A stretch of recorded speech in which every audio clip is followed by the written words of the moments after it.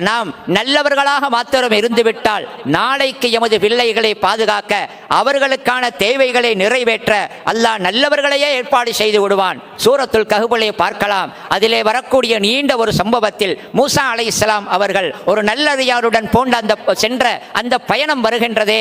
அதில் ஒரு கட்டத்திலே மூசா அலைஹிஸ்ஸலாம் அவர்களுடன் சென்ற அந்த நல்லடியாரும் இவரும் சேர்ந்து போகும் பொழுது ஒரு இடத்திலே இடிந்து விழுந்திருந்த அல்லது இடிந்து விழுவதற்கு உடைந்திருந்த ஒரு மதிலை அவர்கள் சரி செய்கின்றார்கள். அந்த மதிலை அவர்கள் நிமிர்த்தி வைத்து அதை சரி செய்கின்றார்கள். அந்த நல்லடியார் அதை செய்துவிட்டு என்ன சொல்லுகிறார் தெரியுமா? மூசா அலைஹிஸ்ஸலாம் விளக்கம் கேட்ட பொழுது, அந்த மதிலுக்கு கீழாக ஒரு யத்தீமுடைய ஒரு அனாதை பிள்ளையுடைய சொத்து இருந்தது.